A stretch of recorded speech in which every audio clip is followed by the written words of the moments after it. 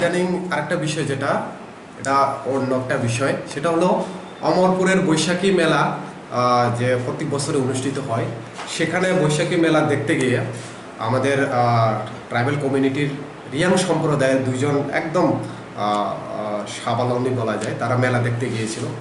কিন্তু তাকে যেভাবে গণধর্ষণ 10 জন মিলে যেভাবে গণধর্ষণ করেছিল, এখন তো অপরাধীদেরকে তো ধরা তো দূরের কথা, এখন এই বিষয়টা নিয়ে এমন একটা কমিউনিয়াল সৃষ্টি হয়ে রয়েছে অমরপুর দিকে।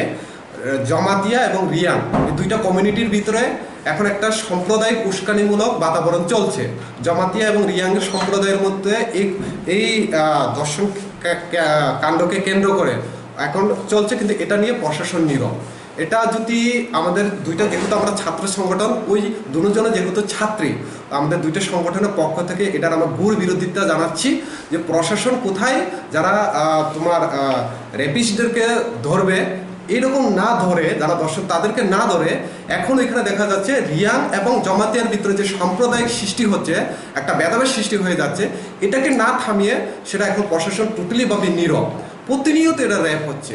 আমরা জানি, একটু বলছি, যেটা বিগত দিনও আমরা আমতুলের গঠনে আমরা এসপিটিইউ প্রেস মিট করেছিলাম যে আমাদের এমএলএ মিনিস্টাররা একটা কুকুর, একটা পশু যদি মারা যান ফেসবুকে পোস্ট করেন, কত দরদি দেখান, কিন্তু মানুষ যখন মনুষ্যত্ব হারিয়ে যখন এই পথে চলে যান, তাদের জন্য একটু মাত্র তাদের দর বিরোধী নাই। তাহলে কি মানুষ কি পশুর থেকেও কি মানুষের মূল্য নেই এই রাজ্যে? এটা আমাদের প্রশ্ন।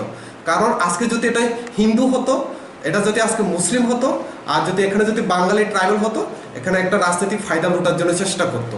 কিন্তু আজকে দেখা যাচ্ছে প্রশাসনিক টোটালিভাবে নীরব। এইভাবে ছাত্রছাত্রীদের উপর যে দর্শন, বিশেষ করে অমরপুর কাণ্ড, যে কাণ্ডে এখন টোটালিভাবে জমাতিয়া এবং রিয়াং সম্প্রদায় যে দাঙ্গা চেষ্টা হচ্ছে, সেটা যাতে অন্তত প্রশাসন সঠিক দৃষ্টিতে দেখুক, আমাদের দুইটা ছাত্র সংগঠনের পক্ষ থেকে ঘোর আবেদন আমরা জানাব।